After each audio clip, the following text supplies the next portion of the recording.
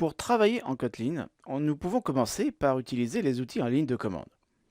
Outils en ligne de commande que sont les compilateurs ou bien des exécutions directes de scripts écrits en Kotlin.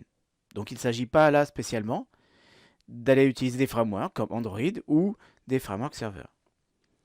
Pour trouver ces outils, je vais aller sur le site kotlinlang.org et à partir de ce site, télécharger par exemple le compilateur.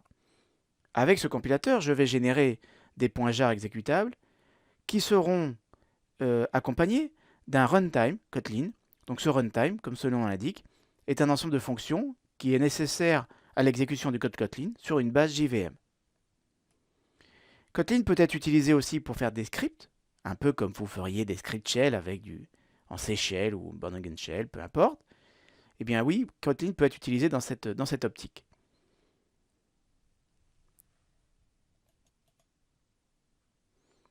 La première chose à faire est d'aller sur le site kotlinlang.org. Sur ce site, je trouve pas mal d'informations. Et donc, pour aller télécharger le compilateur que je me propose d'utiliser, je vais descendre jusqu'à donc trouver un endroit où l'on vous propose donc ce standalone compiler. Vous avez un lien ici, instruction, qui vous permet d'aller à une page où l'on vous indique comment faire pour récupérer ce compilateur. Donc j'ai cliqué dessus, et en fait je vais simplement regarder la première ligne. On vous propose d'aller sur GitHub, de récupérer un fichier zip. Alors évidemment, ce fichier zip a une version ici qui dépend de la version de Kotlin au jour où vous visualisez cette vidéo. Pour moi, c'est la 1.3.71. Alors attention au nom du fichier que vous trouverez sur GitHub. Il faut bien que ce soit celui-ci, Kotlin Compiler 1.3.71 zip. Il y a d'autres versions du compilateur, en particulier des compilateurs natifs, qui ne sont pas du tout celui que je compte utiliser maintenant. Une fois que vous avez dézippé votre zip sur votre machine, vous allez voir que dans ce répertoire, alors moi le répertoire dans lequel je l'ai dézippé, c'est le Kotlink ici, placé sur le bureau, vous allez voir qu'il y a un répertoire bin. Ce répertoire bin, il faudra le placer dans le chemin d'accès, évidemment, c'est-à-dire dans le pass. En l'occurrence, l'exécutable Kotlink qui m'intéresse, il est dans le répertoire bin. Donc je vais copier ce chemin et venir coller ce chemin dans une console que j'ai ouverte pour l'occasion. Et je vais donc pouvoir maintenant utiliser l'outil Kotlink directement comme ça, en ligne de commande. Donc je tape Kotlink tout seul, si je veux vérifier que Kotlink est accessible et que j'ai bien positionné mon pass.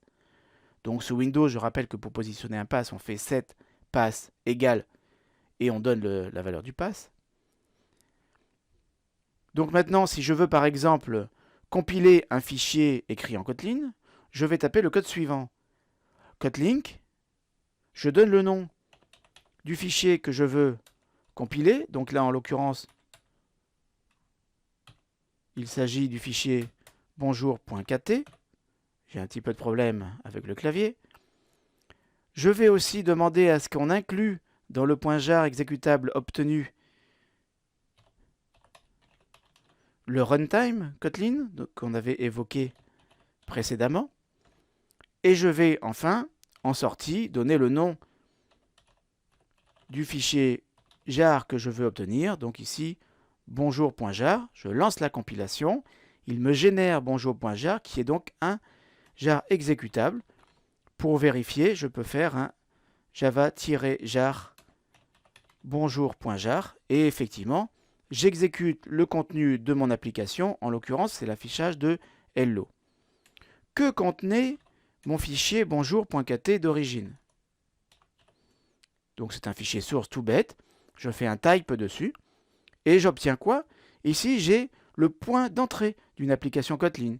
Donc j'ai un main en fait. Alors cette notion de main, on la retrouve énormément, bien sûr en Java, en C, en C++, en C#.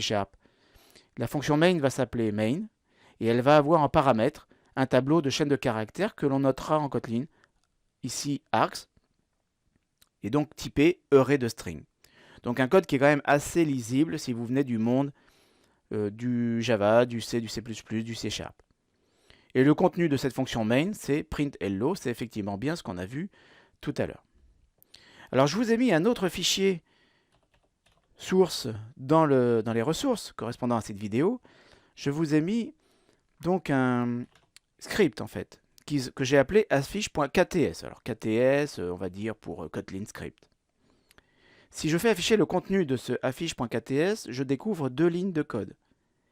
Première ligne, je fais afficher args de 0. Alors bien que les fichiers de script ne déclarent pas de tableau d'arguments, comme le fait le main avec args, eh bien args correspond implicitement au tableau des arguments que je vais fournir à l'exécution de mon script. Donc args de 0, c'est le premier paramètre de mon script. Ensuite, la deuxième ligne devrait être familière aux gens qui codent en Java. Java.io.file, vous reconnaissez évidemment la création d'un objet file. On passe en argument, justement, l'argument du script. Autrement dit, je crée un objet file, une représentation du file system à partir de ce que j'ai passé en argument du script. Ensuite, à cet objet file, je lui demande de lister l'ensemble des fichiers qui sont à l'intérieur. Et for each correspond à l'application d'une fonction pour chacun de ces fichiers. Et de point println correspond à une référence de méthode sur, bien sûr, l'affichage du nom du fichier. Donc maintenant, si je veux exécuter mon script, voilà comment ça se passe.